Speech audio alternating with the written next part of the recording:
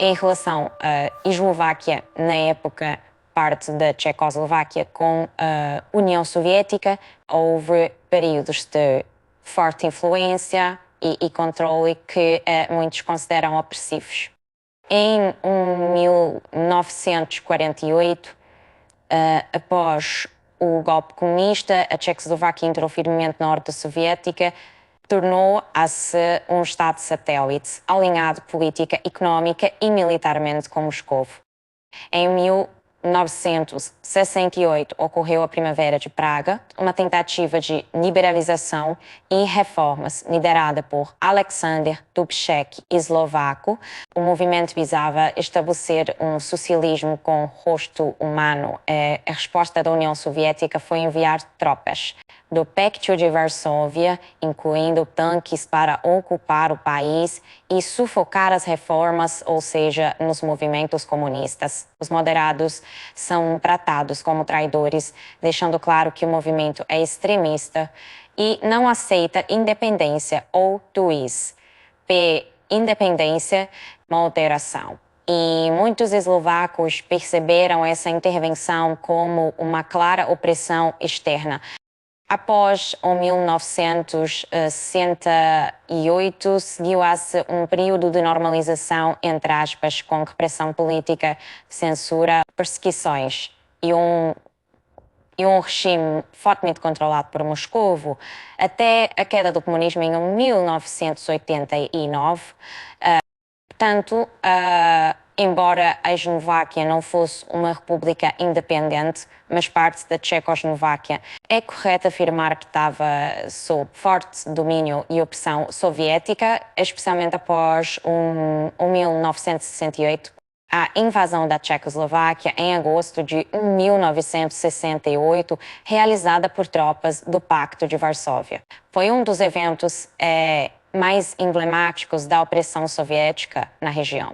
O objetivo da invasão foi reprimir a Primavera de Praga, um movimento de reformas políticas e sociais que buscava liberalizar o regime comunista. As forças soviéticas, junto com tropas de outros países do pacto, entraram em Praga em 21 de agosto de 1968, resultando em uma forte resistência popular, mas sem sucesso em deter a ocupação.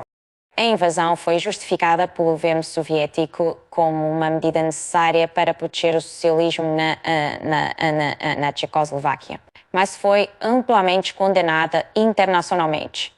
E o evento levou a uma repressão severa contra os reformistas. E há um endurecimento do regime comunista que se tornou mais alinhado com as diretrizes de Moscou.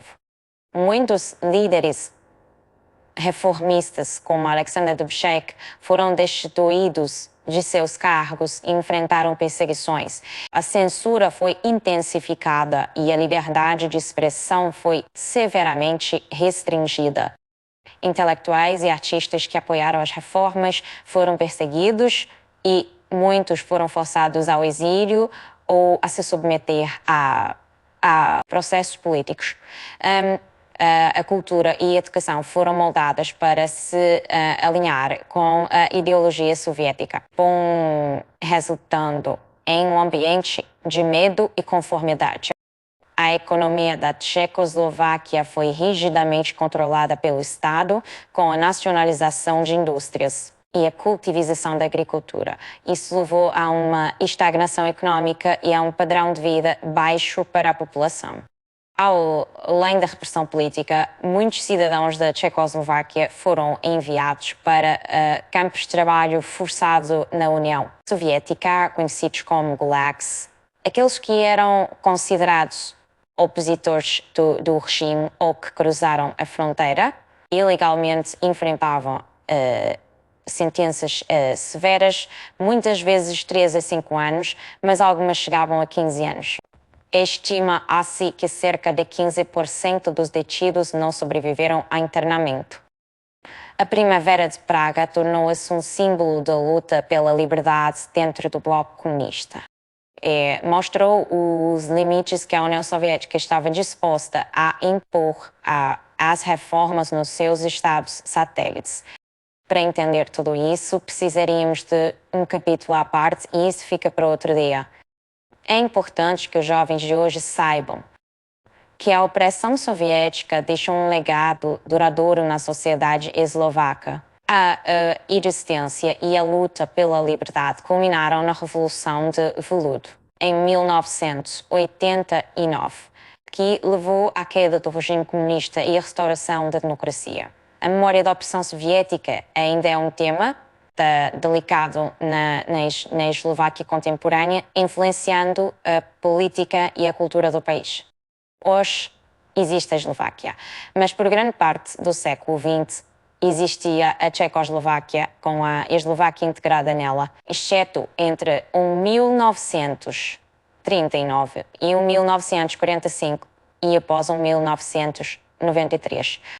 Em resumo, a opressão soviética na Eslováquia foi caracterizada por repressão política, controle econômico e violação dos direitos humanos, cujas consequências ainda são sentidas na sociedade eslovaca atual. Queridos jovens, e vivemos em tempos de incerteza e transformação, onde a liberdade e os direitos humanos estão constantemente ameaçados. Que é crucial que vocês, a nova geração, estejam cientes dos perigos que os regimes comunistas representam para a sociedade e para o futuro de todos nós. A história nos ensina que a opressão e a tirania frequentemente se disfarçam por trás de promessas de igualdade e justiça social, mas na realidade se traduzem em controle, censura e sofrimento. Regimes comunistas ao redor do mundo, como os que existiram na União Soviética, na China e em Cuba, mostraram que a busca por um ideal utópico pode levar a consequências devastadoras. Milhões de vidas foram perdidas em nome de ideologia em uma ideologia que prometia um futuro melhor, mas que na prática resultou em fome, repressão e violação dos direitos humanos. Jovens que se levantaram contra esses regimes foram a Forbada, a Fúria, frequentemente silenciados, perseguidos e até mortos.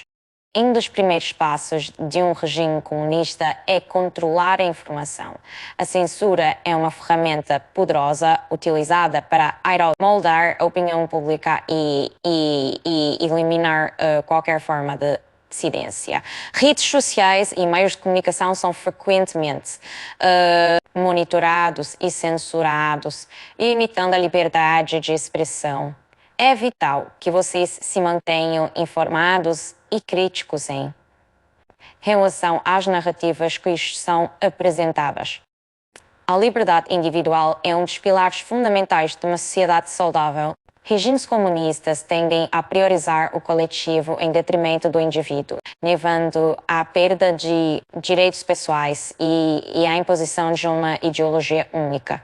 Lutar pela liberdade significa paz, defender e ter exígica defender o direito de cada um de nós pensar, falar e agir de acordo com nossas convicções.